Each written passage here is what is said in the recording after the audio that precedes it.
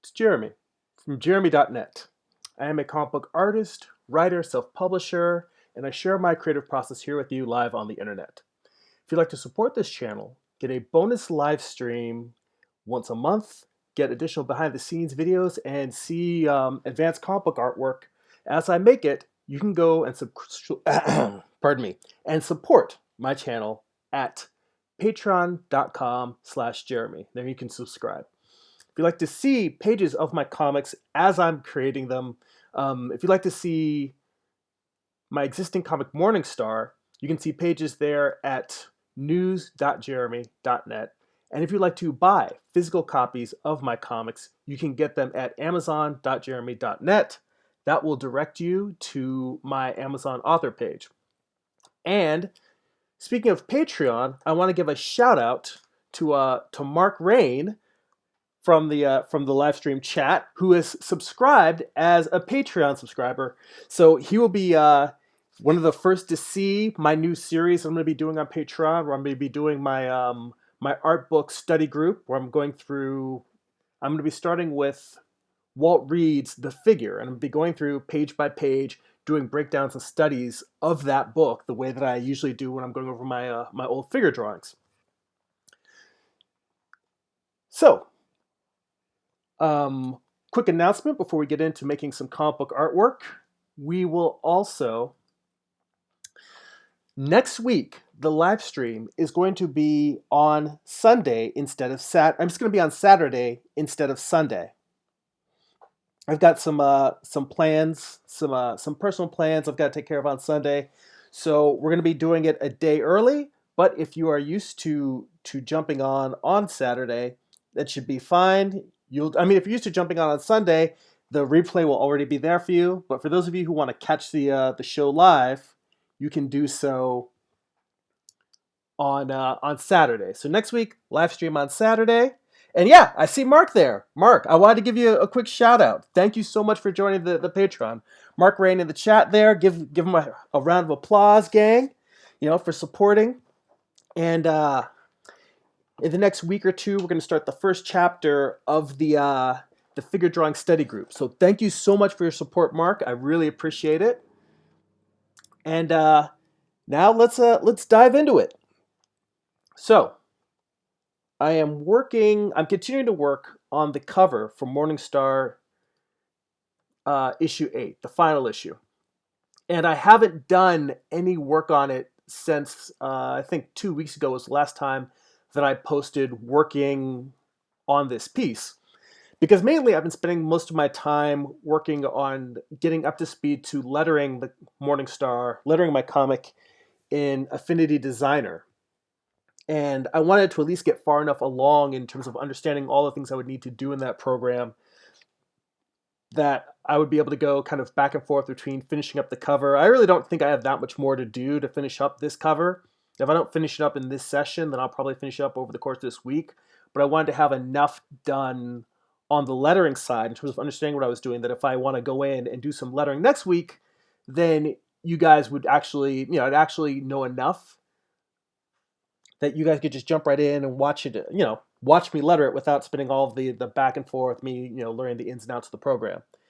So I've been saving this just so that I can, when I'm done with this, I'll be good to go with lettering. I see some more folks in the chat. I see Amaris has popped in. Hey, good to see you. Thanks for jumping in. So I think I'm trying to decide if I want to just work on painting Lucifer's face. Because generally, I try to save the face for last and work on all of the other details. Because if you have a piece that has a well-painted face or a well-drawn face, you will fight to save that piece no matter how horribly it's going. Whereas if you've got a piece where there's a whole bunch of other things that are working out well, then it's okay to sit and work and fix the face. But if there's things that are wrong with the body, with the figure, you may stick with a bad drawing or a bad painting just because the face works well. So I usually try to save the face for last. But after all the preliminary sketches that I've done for this piece, I kind of feel like I've got the figure for the most part locked down. And it's just a matter of me painting in the details that you see in the drawing stage. So I think that might be what I'm going to do, is just get in here and start painting the face. So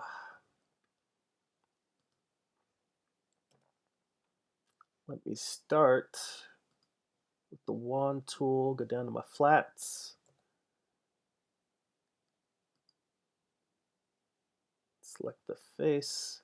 You know what? And that's the other thing that does bother me about Affinity Studio, is that every time I close the app and then open it, it doesn't retain the way I had my tools set previously, because it keeps setting the tolerance for my magic wand to 20 every time I restart the program, and I prefer it set at I prefer set at 0, so that way I can tell the different shades of gray apart from each other that I'm using for my flats. I see Jimmy King's in the chat. What's going on, man? What's good? Good to see you. Thanks for popping in. Yeah, just worked on the cover for Morningstar, the final issue.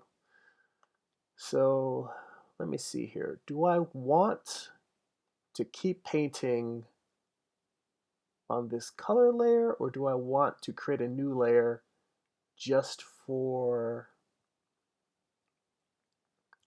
his face and the details of his face? I think my instincts are telling me create a new layer.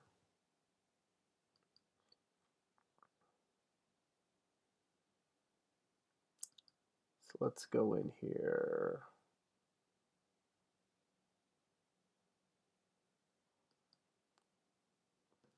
And let's go, oops.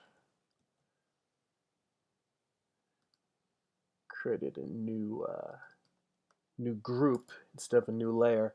And I'm obsessive about naming my layers, because that's just how I work. I really like to have everything named, so that way I'm not going around having to hunt and click as I work on a piece. So let's go with face detail.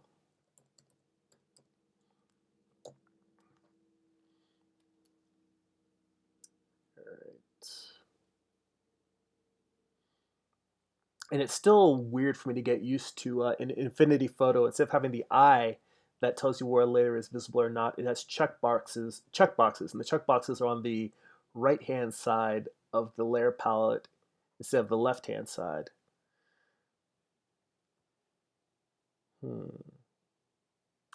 Actually, now that I'm looking at this, it's kind of what I wanted to avoid, but I'm looking at this and I feel like I should actually paint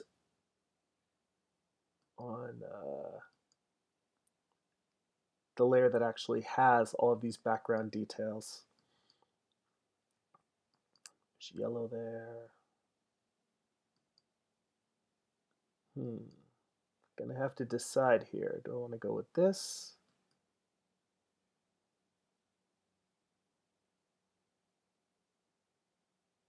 And the other question is, what layer? See, this is the reason why I like to name all my layers. Those orange highlights that I have on the cheekbone.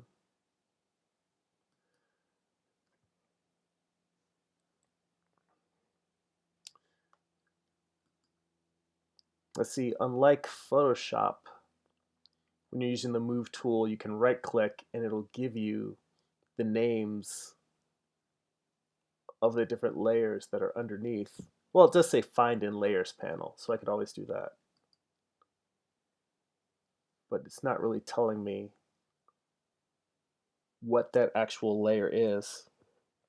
Oh, I see someone new, and it is a French name, which I will butcher, but it looks like it's Dieu et Maître.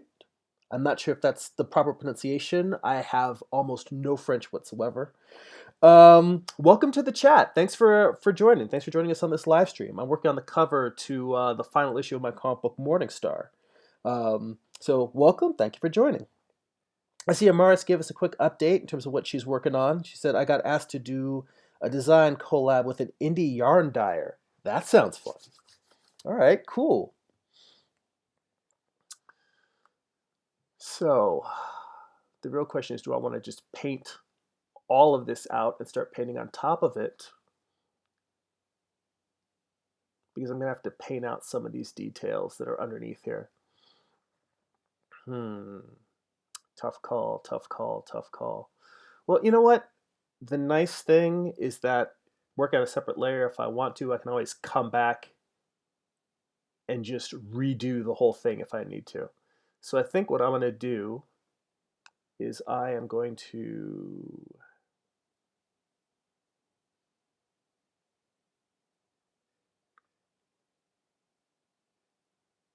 grab the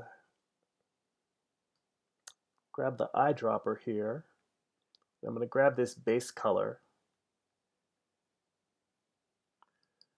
and then I'm going to, in this detail face area,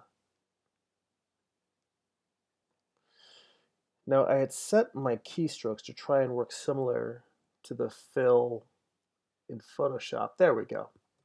So I'm just going to paint out all of that, and I'm going to start fresh, because if at any point I don't like how the face is coming out, I can always come back. All of the rough colors I laid in underneath there are still visible. And what I'm going to do is I'm going to go up to this line art layer. Now that one is not on multiply, is it? No, I guess it is. All right. So what I'm going to do is I'm going to go on this layer, but let's bring the opacity down just low enough that I can still see it while I paint, so it becomes more of a guideline for me. Let's try dropping this down to, say, 40%.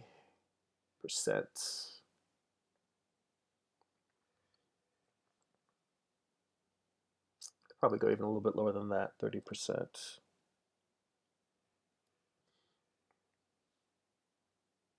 All right. Let me zoom out just a little bit so I can take into account the, wait, I should very much lock this layer because I was about to start painting on that drawing layer, which I have backups of within this whole file. I've got it there more than once, but I always find it irritating when I've got a layer set aside to do a certain work on and I start painting over it. So let's hide and let's start painting in some facial tones here.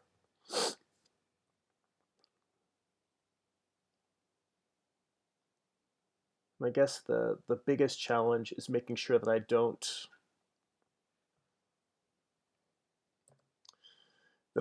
just replicate the exact tones that are. I'm trying to make sure that I get a sense of his skin tones while also getting such a brilliant, powerful light that's surrounding him.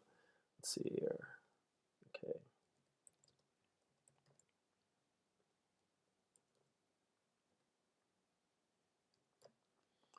All right.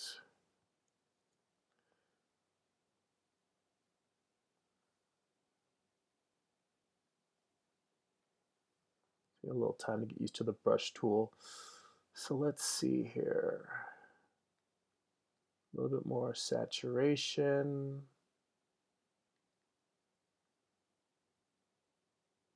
This reminds me of the old days when I first started using Photoshop and everybody painted everything with the dodge and burn tool. I see Amar's in the chat. Hey, how you doing, man? Thanks for joining us. He says I was able to make it this week. I had to rush in from seeing Joker this morning. Wow, I've heard good things about the Joker. I have not had a chance to see it yet, but I'm gonna hope to see if I can catch it before it's out of theaters. Let's see here.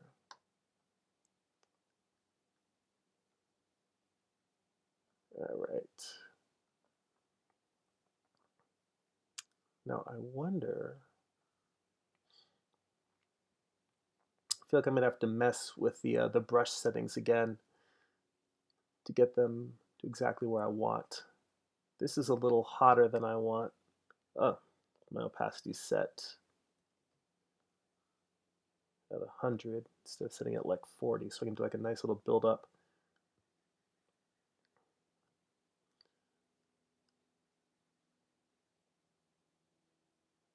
And this might be a little bit of a hard edge in terms of how I'm painting it right now, but I think what I'll probably do is go in harder like this and then just maybe use the blur tool, a smudge tool, and just slowly soften.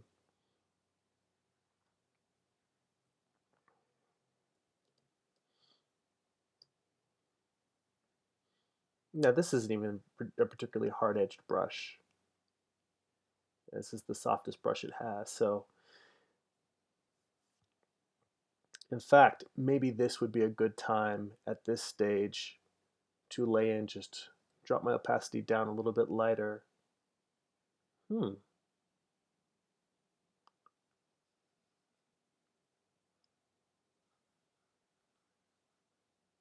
Just give it like a nice kind of an overlay.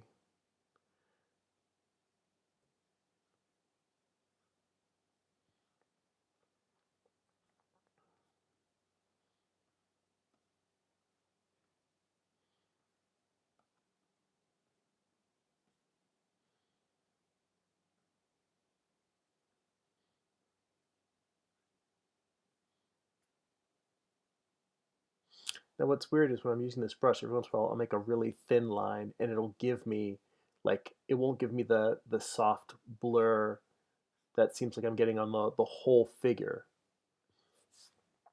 Like when I'm doing a broader, larger stroke, this nice broad soft line, if I make a quick mark, it's probably because I have it set so that pressure is affecting both the size as well as the opacity.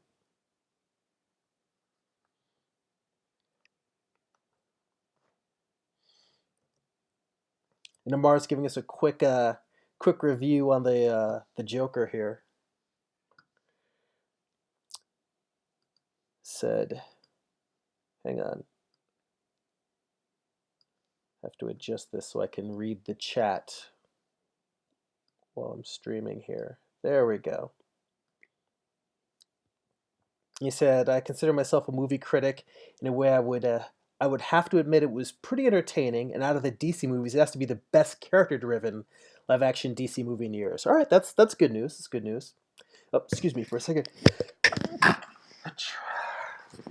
little bit of allergies coming at me. Apologize for that. Amar goes on to say, for comic book movies with no flash, it feels like an indie film with a big budget promo campaign. And he says, I've also started Inktober this week, working on um, days 9 to 11 to get ahead of the days. Oh, working on days 9 to 11. Working on, so I guess the later days of October, working ahead. By next weekend, I want to have almost all 31 days completed. I did the first 8 days in Clip Studio Paint and Affinity Designer. Affinity Designer ink drawings turned out okay. The next 3 drawings I'm doing in Krita today. I said, bless you. Thank you. I appreciate that. You know, I mean, that's actually an interesting question that I have because I have not done Inktober and it's not out of any dislike for the event. I think that it's really cool. I like Jake Parker's work. I think that he's really cool having started this um, community-based challenge that so many people are involved in, and you know that inspires people to create art. I think anything that inspires people to make art is a good thing. The reason why I generally have never really participated is because for the most part, I'm always just trying to get comic book pages done. And if for me, if I happen to be in my ink phase of working on my comic, then every day is Inktober. But what I wonder is, does it necessarily make sense to, well, when you mentioned working ahead, I know a lot of people have to do that in order to get the challenge done. But I had always been under the impression, so this isn't me saying you're doing it wrong. This is me just purely inquiring. I've always been under the impression that the idea was to actually make a piece of art every day. So not necessarily about having artwork to post all 31 days of October, but that that it's more about inspiring you to make art every day for people who don't necessarily have that in their schedule. So, no, I'm just curious if that feels like it's, getting all the stuff done ahead of time, I think, is good for completing the challenge. But I wonder if that doesn't necessarily go against the original spirit of the challenge. Because for me, I'm always trying to. For me, the biggest thing is trying to find time to make artwork every day, and that's something like that's the reason why I think Inktober is cool. It's because it tells people, you know what, every day go out, make a piece, and share it with everyone else. So I'm curious what you think about that, and or anybody else that's doing Inktober. I mean, if you weren't doing Inktober with the people that are doing the challenge, would you guys still? Do you think you'd still make it a point or find time to do artwork every day for that particular month for October?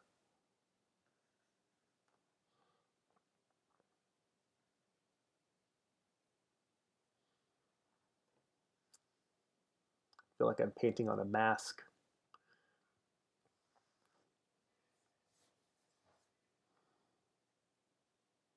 Hmm.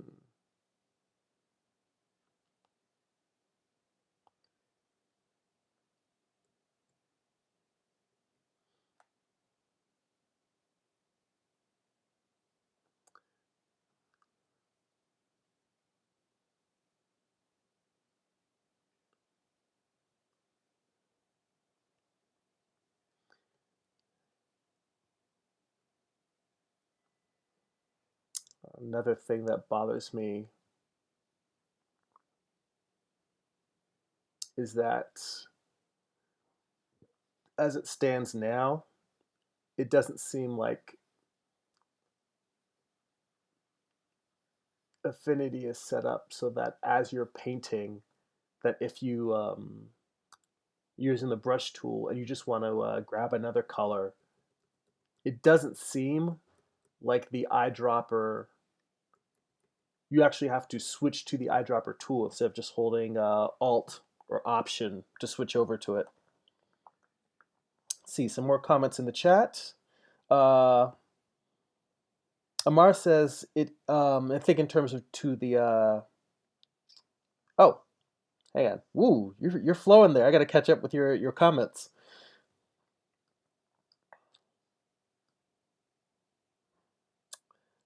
He said, it looks like you're still working out the workflow with Affinity Photo. Yes, very true. He says, I'm doing it specifically to practice doing straight ink. And he says, it is to do it every day, but I work full time and I'm doing it faster than most. And it's like, yeah, you know what? You got to make it fit your schedule. So, yeah, I definitely understand that. So I think the challenge is to complete it, and I'm not the only one doing that as well. Last month was Sculptember, and I did Blender sculpts for that. That's pretty cool. Said I started late. I didn't even know there was a Sculptember. So then again, I don't really do too much CAD work. So he said I've been on a mission this past year and a half to put in the work to do art every day. He said, and I'm 50. I have been procrastinating for so many years. I feel like I'm behind. You know what? I am 40. I forget how old I am now. I'm 43. Yeah. So, and I honestly feel like even though I don't necessarily feel like I've been procrastinating, but I definitely feel like I still have not got completed and created as much work as I should be for how many years I've been on this planet. So, I definitely get you there where it's like I don't want to waste any more time. Yeah. I'm going to have to make this a little bit smaller.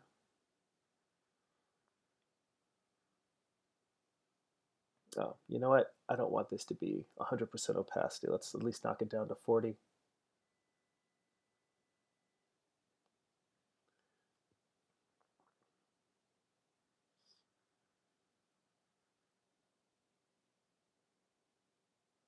So yeah, I realized that I had started painting the side of Lucifer's nose, which would be getting light from the fire around him.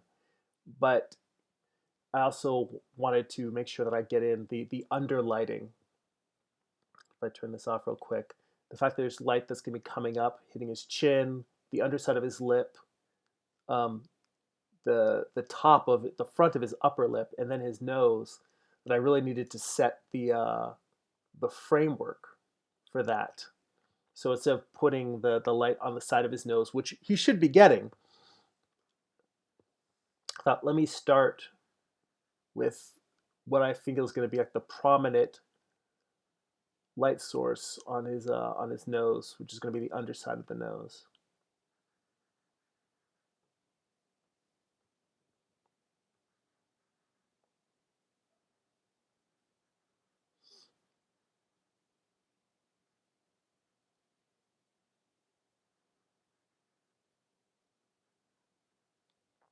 As I'm painting this, I'm already thinking to myself, I probably should have led just put just the white instead of painting the whole. Like I should put a flat color underneath here and then be painting this on a transparent layer because now every instead of erasing, I have to actually go in, pick the color underneath the base color and paint that back in. But I think I wanted to experiment with trying to treat this digital painting as though I am painting traditional media.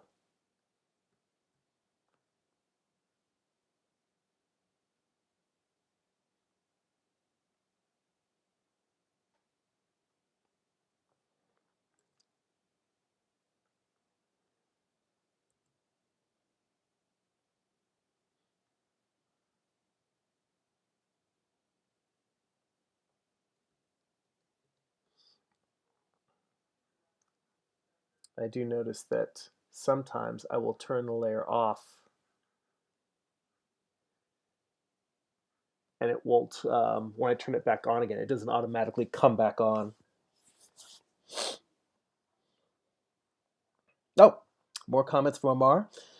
He says that I need to do more inking without pencils for speed to do my comics and animation. I definitely get that. I am very much concerned about the fact that I don't feel like I work fast enough, and I've been trying to improve my speed in general. So one of the things I'm thinking is just purely, you know, trying to do a comic at the fastest pace I can. Maybe to have I think I've mentioned this before. Like I said, the idea of having two comic books going at one time. One book that's me trying to just stay on a schedule of putting out a certain number of pages every week, and then have a second project where I'm taking my time and trying to make the absolute best particular page I can at any given time. So let's see. Um, Amar goes on to say, I feel like when I'm able to do 1,440 or 720 frames inked in a month, in a year I could easily knock out 30 to 40 issues. Right now I'm training. I guess we were talking about the comparison between how quickly you're able to produce animation versus how quickly you're able to produce comics. So I am in dojo mode. By the way, they have a humble bundle for Corel Photo 2019. It has other apps as well. I think I'll get it today because I remember it from Fractal Painter days in the early 90s. Well, that is good to know. It's always good to know that there's extra, you know, software and other packages to check out. Let's see here.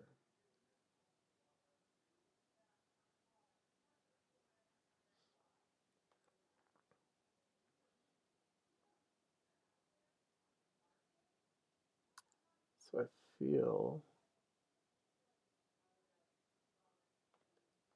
yeah. Let me just keep building in these basic planes before I start getting too elaborate.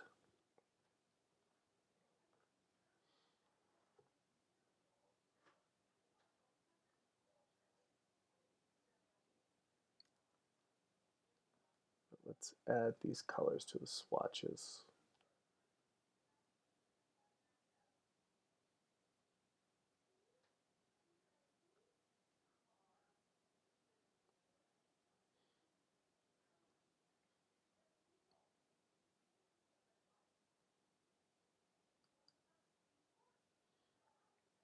Let that one.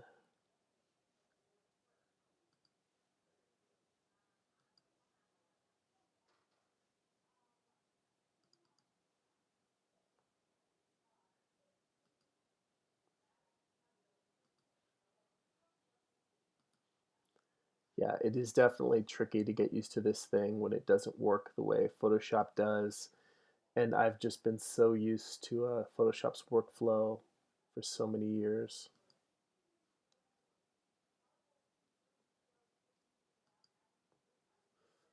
All right, so for now, I can just go back and forth between these two colors, sort of painting it in and just treating it like I am not, treating it like I'm painting on an opaque surface, not necessarily worry about using the different levels of transparency. Because that's another thing. It's like while it is incredibly useful to have these additional layers of transparency, there's a danger of getting so caught up in having things on multiple layers that it gets confusing. Like I mentioned before about, me wanting to name my layers specifically. Now see, that is weird. Why is it that it's not showing my marquee selection? For some reason, it disappears sometimes. And personally, I I do like painting with it turned off and just knowing that it's there. But there's times when I want to really, it helps to know exactly what the boundaries that I'm working around are.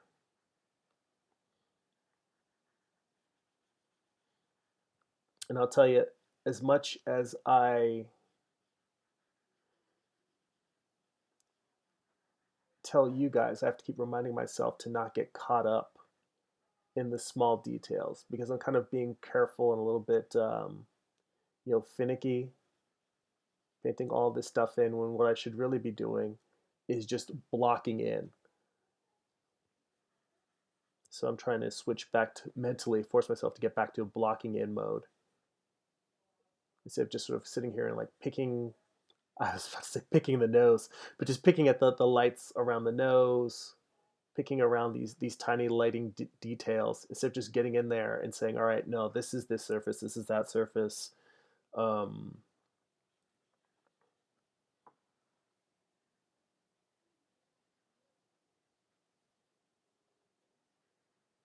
and for a lot of what I'm painting right now, I'm going to end up painting oranges, bright saturated oranges and yellows on top of it, like I think I showed you before with this under detail. But I feel like it behooves me to work out these basics in almost like I'm doing a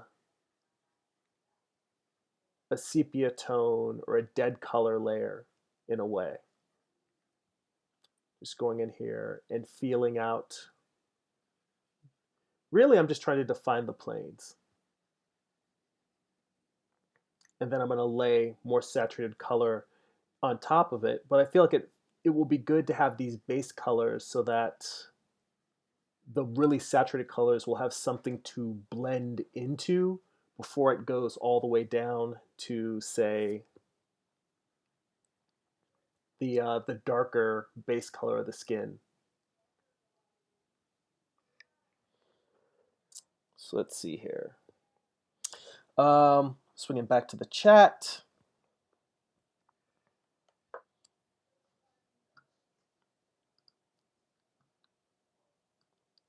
Let's see. Amar says, I found out it takes 3 to 4 hours to write an initial story for a 24 to 60 page, 24 to 60 page 5 panel comic. So if I can focus on any, so if I can focus,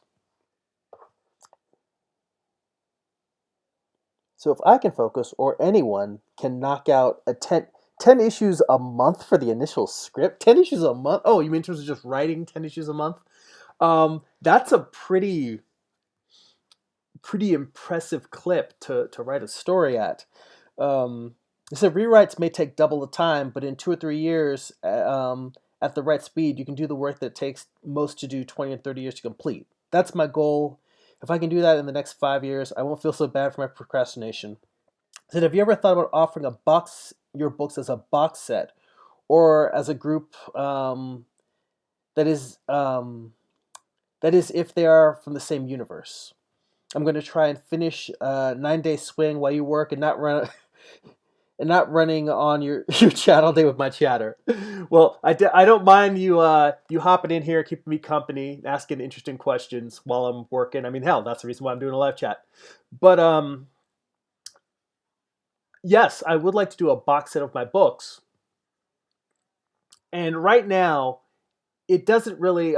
I have found a way to tie Morningstar into my other series, Eye of the Gods, and I don't really want to talk too much about it, only because I haven't published the story that's going to tie the two worlds together yet. But I do think it's possible to do a box set, even if the books are not necessarily related. I think it helps to have them be in similar genres. So, I don't necessarily have a plan to do other supernatural westerns after Morningstar. Actually, that's not true. I did think of some, just as a thought experiment, I thought of some other ideas that could take place in the Old West that were supernaturally themed, even though not necessarily about like Lucifer. But yeah, for me the only reason why I don't have a box set yet is because I have one graphic novel and then I have the first volume of Morningstar. So I really feel like a box set should be at least 3 books, if not four or more. So I still have to finish that second volume of Morningstar. And then I kind of have to decide if I want to do a box set that has the psychological thriller Eye of the Gods, and then has Morningstar volumes 1 and 2. And I also have to decide whether I want to do that as a, as you mentioned, as a box set with separate books, or whether I want to do it like an omnibus where I've got. I was wondering why that wasn't working. It's painting with the wrong color. Um, I have to decide whether I want to do that as a box set of actual separate physical books or do it as an omnibus where I publish a book that has, a larger page count and has all 3 books in it. And the advantage of doing the omnibus is really just a formatting thing because for a lot of these books, I've been using Amazon's print-on-demand service to create my trades. And if I'm going to do that, well, it wouldn't really, if people are ordering from Amazon, they wouldn't really be able to order a box set fulfilled by Amazon.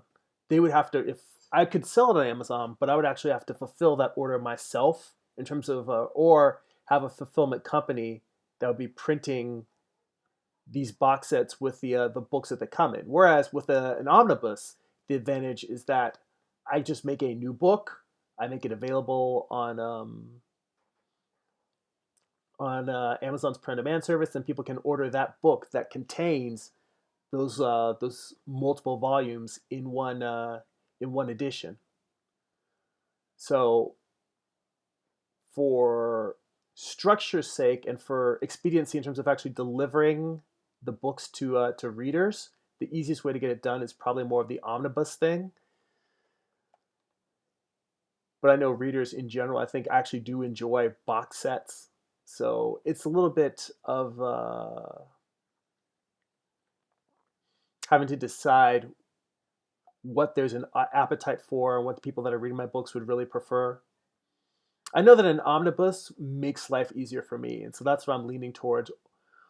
And it's a little selfish, but I do tend to try and look when it comes to making finished projects, what's going to be easiest on me, only because again, like you, I work. I've only got so many hours in the day.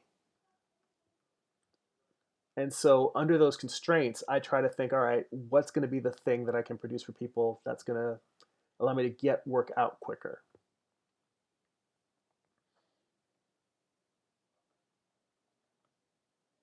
Let's see here. Oh, I see the creepy nerd is in the chat. Welcome, welcome. Thank you for joining us. Just in here on the live stream, working on the cover to my comic Morningstar. And creepy nerd asks, is there a different type of art that you've always wanted to do but haven't had time? Well, generally I would say I've wanted to try physical sculpture. And I mean, I've had Sculpey before, so I've used it to make maquettes for illustrations, but I've never actually taken like a class in actually sculpting in clay with an armature, and that is something that I would like to do, but it isn't something that I necessarily, excuse me, it's not something that I want to pursue in terms of doing a body of work that I would really show at a gallery or get, excuse me, I'm taking a sip of water here, either showing at a gallery or getting 3D prints done of them so that I could sell replicas or toys. It's more of just for the craft of studying art and physical objects. I think I would really enjoy giving it a try, doing actual 3D sculpting. So that's the one thing I would say that I have wanted to try and haven't tried. But there's plenty of things that I have tried and want to get back to. Like when I was in college in my undergrad studies, I was a fine art major, and my my main focus was drawing and painting. And I never got into oils because I'm really impatient. I like to work quickly. So acrylics were my jam.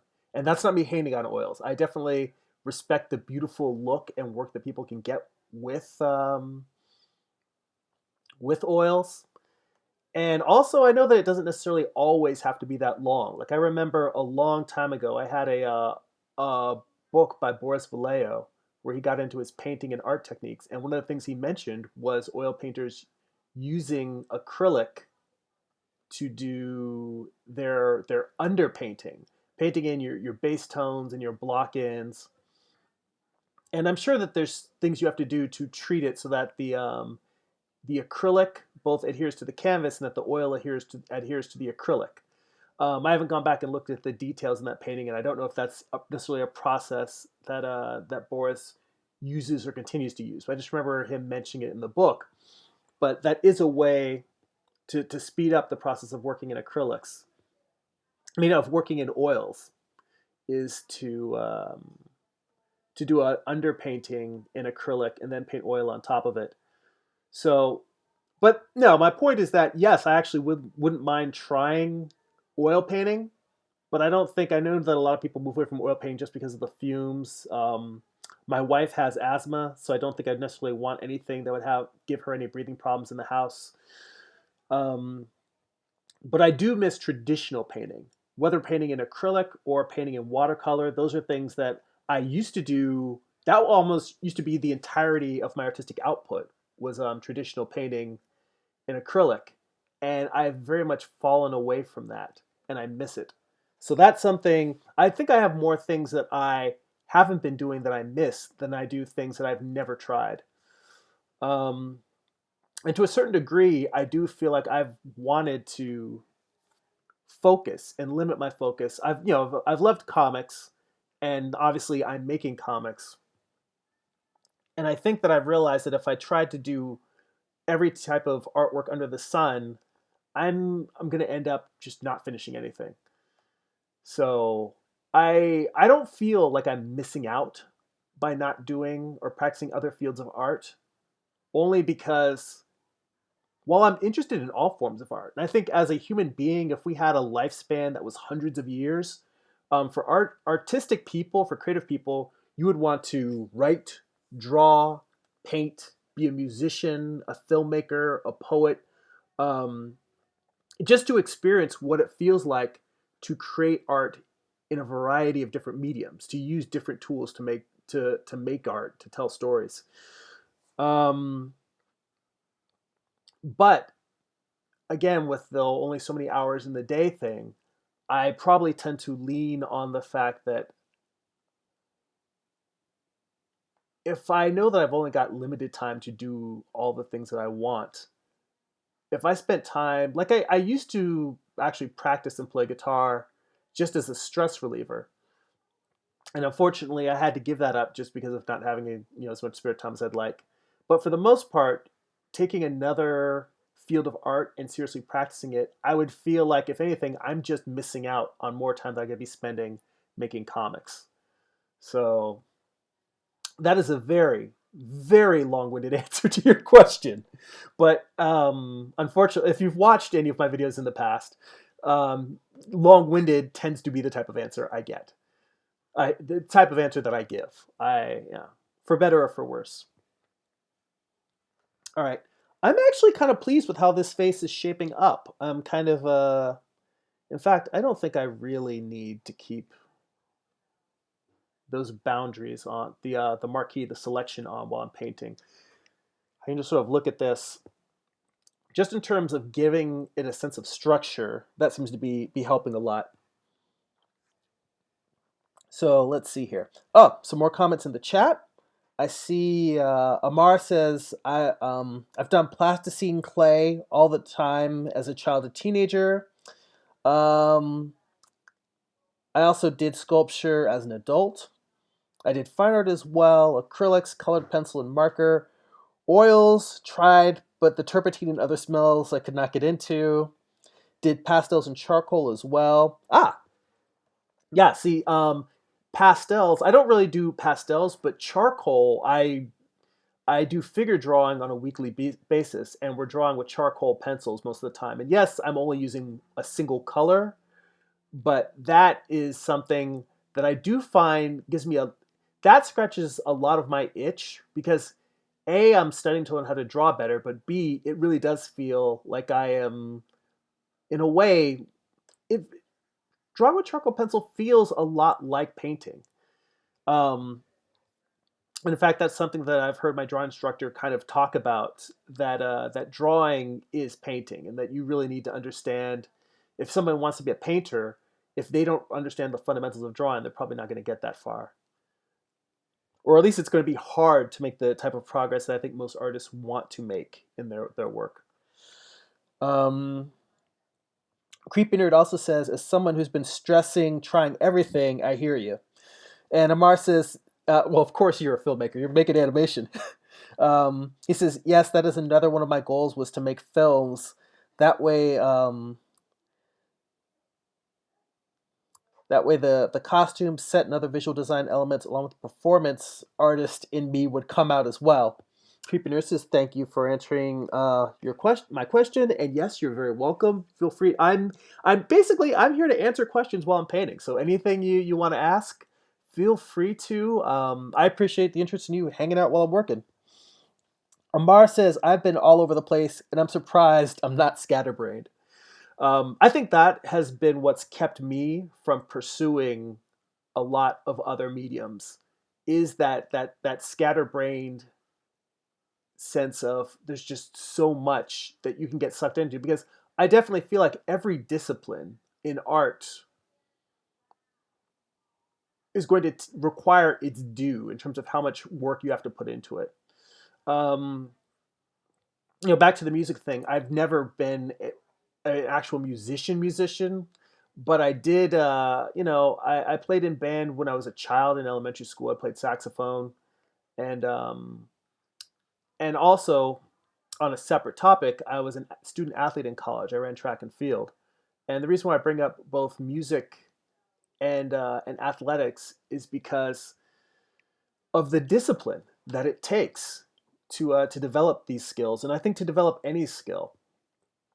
And I genuinely envy people that are polymaths, people who truly have a capacity to execute work, to do work in a variety of different mediums, in a different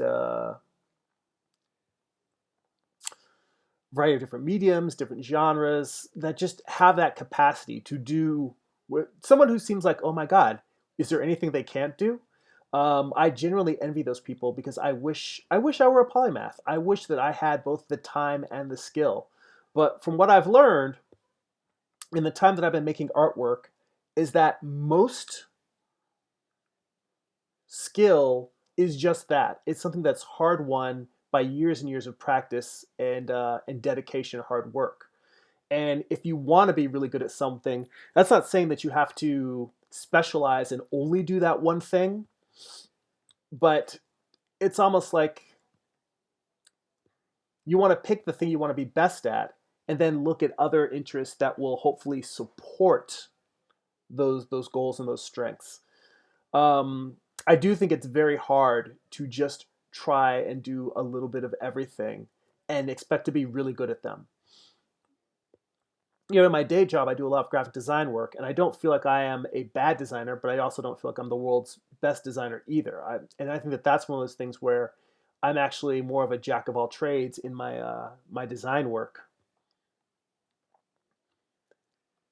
And I think that you can see the difference between somebody who just does one thing, but does it very, very exceedingly well. And I admire that.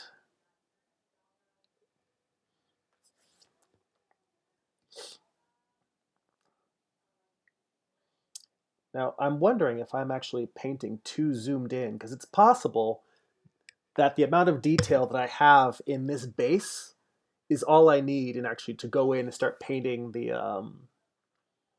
painting in the actual oranges and yellows of the environment, lighting up his skin.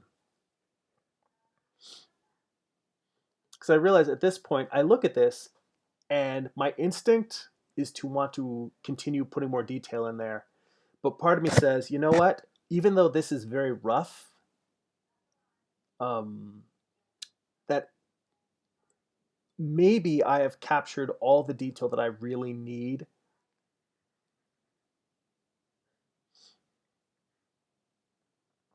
And that it might be time to. Well, actually, I think what I really need to do at this point is some of these have soft edges, some of these have hard edges, and it's time for me to tighten up my edge work.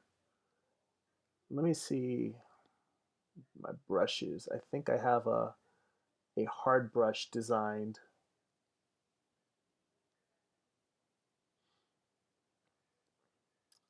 Actually, the brush that I really want to use is one that's in between, not quite soft, not well. See, that's the weird thing. I think that's the brush I was using, and it says that the hardness is set at 0. But if it's this actual brush, this brush should have a hardness of 50%. It's the size jitter, general hard. No, no, the hardness is set at 0. It's just designed to come to a point. Um, well, in that case, let's just put this at 50. And let's see how we do here. Now that immediately goes to a, well, no, I don't think that's a bad thing at all. But I do need to bring my opacity back down to 40. So now at this point, it's just a matter of giving this painting, this digital painting, hard edges and soft edges. That's kind of where I'm at now. Is that's kind of the last step before going in and putting in those lights. Is hardening up the edges where they need them and softening them up.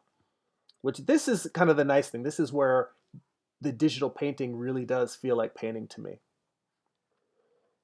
Let me scroll back down to the chat because I see that the chat is pretty fired up, and I'm surprised at how quick the time is going. We're already at 11:50 here, Pacific time, so we're already at 50 minutes in.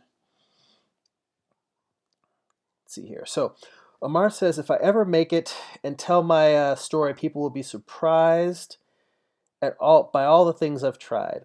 I sometimes feel like Bruce Lee and the Man of a Thousand Faces. Never played music, but I was in choir and am still mad I never focused on my singing at 19. I felt like I had a passion for I had a passion for sometimes a year or two, but never focused on it for years. I just wanted to I wanted to do just about everything in the performance and visual arts. Feels like I should have moved to New York or LA when I graduated high school. Which, I I live in LA, so I can definitely understand like being in this creative environment and how that can feel like it. It definitely adds to your creativity being around people that are on that same struggle and that journey. But I don't necessarily. I figure nowadays in this digital age, people can do artwork from everywhere. So the fact that you know that you still want to do stuff, you're making the art now. That's the most important thing. And now we have the tools to get it into the hands of other people more so than I think any you know creatives have at any other time in history. So it's not necessarily a horrible thing. And Mark says, I can't pick an art path. One day I'm studying to be Frank Frazetta, and the next day I want to be a cartoon game artist. I'm all over the place. And Mark says to Mark, don't worry, I've been doing that for almost 30 years. Excuse me, sorry. Ugh. I think it's a change from summer to fall. My allergies always act up whenever the weather changes. So sorry about that. Well, I agree with Lamar in that it is important to experiment and try out different things. And even today, I mean, I'm trying out right now. You're watching me try out not just a new piece of software, but the fact that I'm not doing just simple flat colors or doing comic book colors that have flat shapes with like cutout highlights the way that you see a lot of comic book rendering done. The fact that I'm treating this like I'm doing a painting, that's me trying out a different style. So I think you'll get bored if you always do things the exact same way. And particularly when you feel like you're still working on growing and finding your identity, part of how you find it is by sliding on a different costume, sliding on another artist's clothes and seeing how it feels.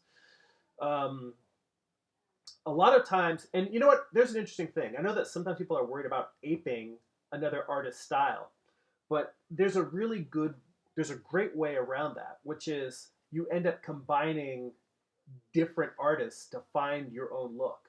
For instance, I think one of the best people to do studies from for painting portraits uh, is John Singer Sargent. You can study doing portraits from Sargent. You can also study doing portraits from Rembrandt, who is a very different artist. But let's say that you take the color palette of Rembrandt with the compositions of Frazetta mixed with the actual rendering in terms of like the way the volume shapes are rendering. Like if you were to do Chuck Jones but in a sculptural painted form, those are some very different styles, and I think that it helps to try out different styles. Oops. Helps to try out different, not just try out different styles, but let's say you take two or three different artists that you really admire. Maybe if you were to combine, a Frazetta style with a particularly cartoony artist that you're a fan of, you might develop something that looks very unique, that looks different, like no one else has ever done before. And I think that's how you break new ground and create a really unique looking style. And I also think that worrying too much about being unique can be a detriment only in the sense that to a certain degree everything under the sun has been tried to a large degree. Like there used to be a saying, I think in the 70s art scene, people used to say painting is dead. It might even be earlier than that. It might even be as early as the 50s. And where that came from was that the old masters and then the pre-Raphaelites and the artists in like the Victorian era. If you go back to the old masters during the Renaissance, and then if you go past that to the European art of the 1800s, all the way up through the pre-Raphaelites. I think that was in the late 19th century. Maybe it's the early 20th. I can't remember. I was watching a YouTube video on them. But that in terms of technical skill, they've done all the things that can be done with painting in terms of representative art. And that's part of the reason why I think abstract art started to take hold in the 50s and moving beyond that. So, to a certain degree, if you're worried too much about, oh, well, I have to do something that no one else has ever done before, if you really are experimental and you want to push boundaries, then you should do that.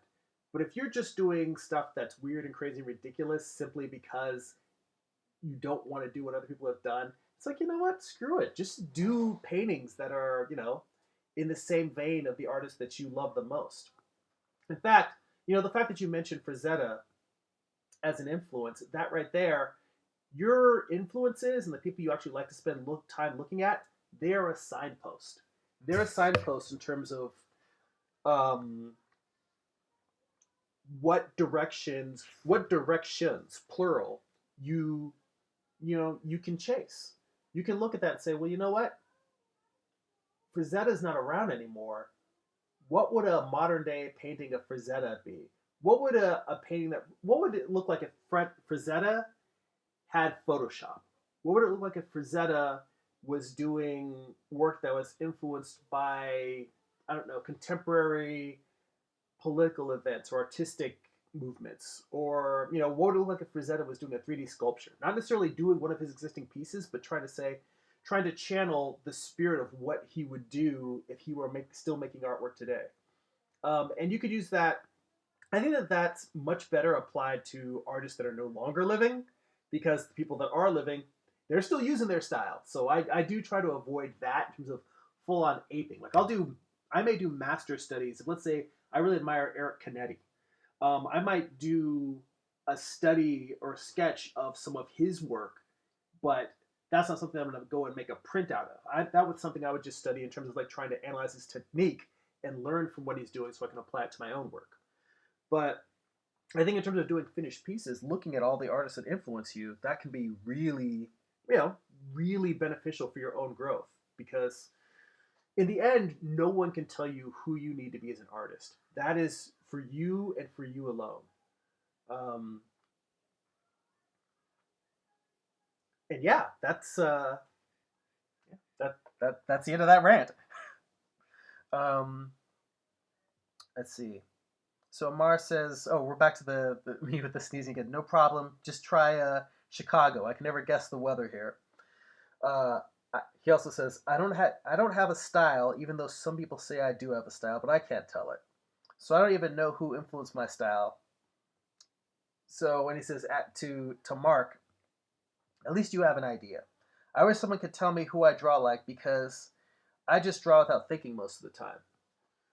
Um,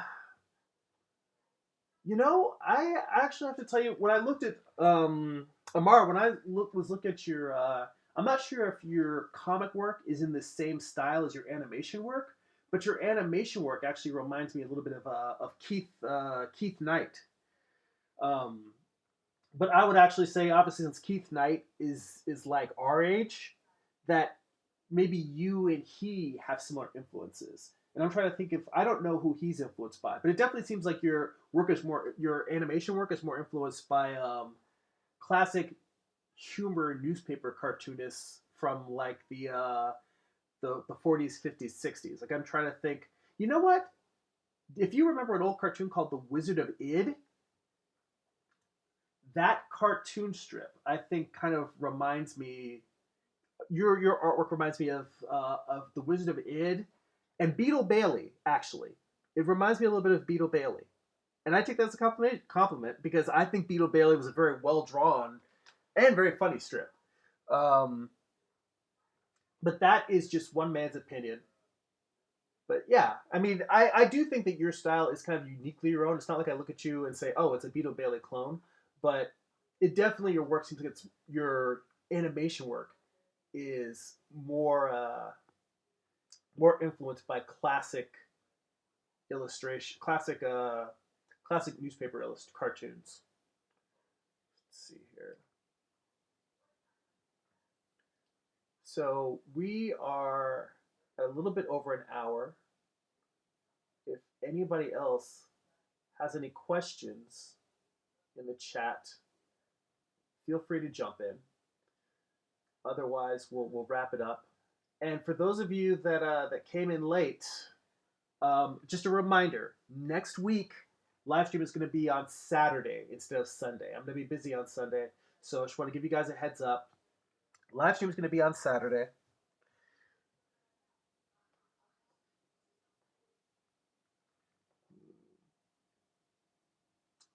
bit much.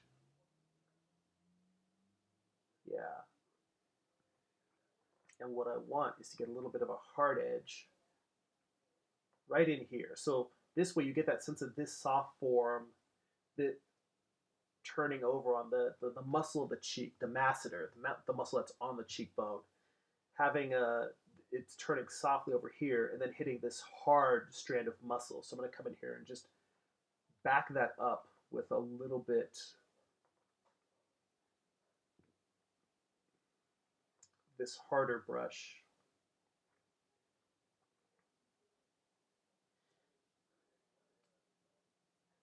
But see, that's another thing. Every time I switch brushes, it changes the.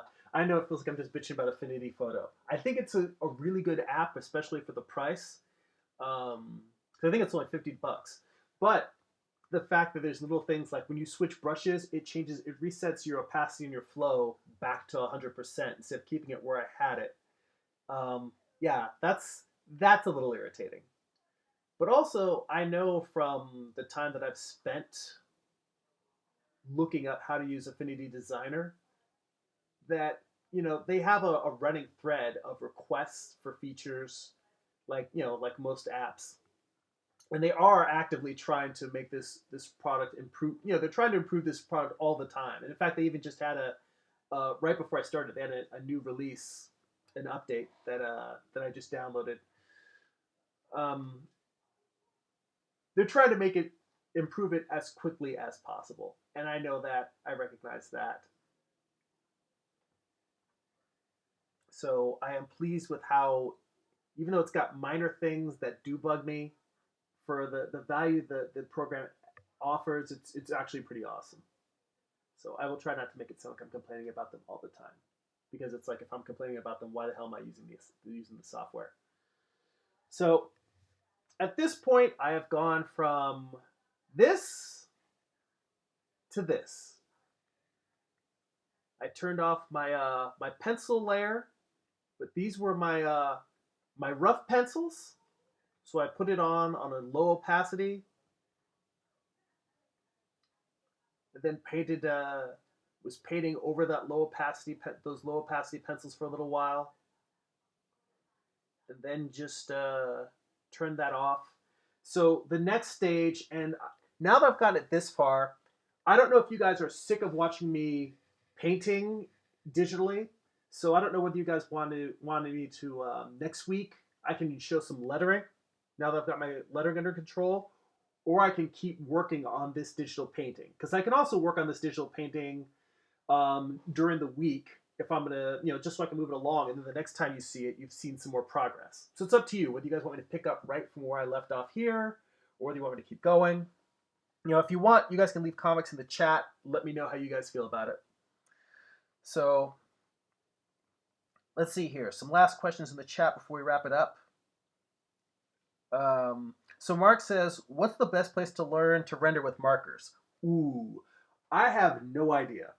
I've tried, I had a set of Prismacolor markers, and I tried to use them with the Blender, and I just never got the hang of marker rendering. And I have had a couple of books on marker rendering techniques, and trying them, I still didn't really get results that look like nice concept design looking marker renderings. I would say, I mean, again, like you're watching, this video here. I'm sure you've looked up stuff online. If I were going to start, I would start with probably, again, YouTube tutorials, and then I have not actually bought Scott Robertson's How to Render book, but much as he has a book called How to Draw, he also has a book called How to Render. And I presume that in that one, it probably has sections on um, digital rendering, marker rendering, rendering in graphite. I would hope that any book that's covering those topics would have that. So that's probably another good place to at least start for looking. And then also, I would probably look at Schoolism and see if Schoolism has a class specifically on marker rendering. Um, and I've never taken any classes at CDMA, but again, any place that teaches concept art probably it's at least worth checking to see if they have a class on marker rendering. So I don't have any good resources to point you at. I just can say that this is where I would start looking if I were going to try doing that. I never got the hang of marker rendering myself. So let's see here. And Jay King is saying thanks and enjoy the day, because we're getting ready to dip out here. So thank you for stopping by. I always appreciate when you're here to join. Amar says I can get with that in terms of talking about the art references, the classic cartoons. It says your stream has been a lot smoother on the desktop. Thank you. And you know what? I'm glad you noticed. I'm glad you mentioned it to me. The other thing I have found is, well, one, I'm using a hardline Ethernet cable instead of streaming off of my Wi-Fi, and I should have known better for a very long time. And the other thing is I found that I can actually plug an Ethernet into my phone. So when I'm drawing at my desktop, the controls will be a lot smoother there. I can also try putting my webcam above my desktop, and the only reason for wanting to do that is so that I can use my the headphones. Oh wow, I didn't even realize I left my I left the headphones turning up and away from the mouth when I was sneezing before. But yeah, I left my I have a new headset that I've been using for when I'm live streaming, so hopefully the audio sounds better. Other than the past 15 minutes where I had it turned away from my head because I was sneezing. But yeah, if I'm trying to decide whether I want to keep streaming from my phone because I like having that above my desk, or whether I want to try and mounting my webcam over my desk and using these headphones. I do like the audio quality that comes out better. So let's see. And Amar says, yeah, designer brush engine for rasters is great, but for vectors is glitchy. If I could share some of my comic pages for one of my universes with you, what would be the best route to share it with you? Everything is on my Google Drive. You know what? You can just send me a link through the I think the messages that are on the YouTube channel where it has the contact still works there. If not, I'll hit you up on your channel. Just leave a comment. We can just email back and forth. We'll figure out something. You can just email me. And then he also says, go for you. I don't mind watching you paint. I did it a lot in college. He also mentions markers are not as hard. Not hard. It's mostly blending from light to dark. Having some watercolor pencils and fine pens help. I have not done them in a while, but I did some pretty good work with them back in the 90s and early 2000s. And he also says, see, I told you the Ethernet would clear up your issues. You were right. You're right. And yes, I sound clearer. Clearer now. Yeah, I had the headset on, but I had turned the mic up and away from my face when I sneezed. So, all right, enough of that rambling. Here's where we're at with this piece. I guess I will continue working on it next week. Although, you know what? I might just do a little bit of lettering just so you guys can see how I'm lettering it in Affinity Designer. I may have both the digital painting and the lettering open and go back and forth. We'll see how it goes. We'll take it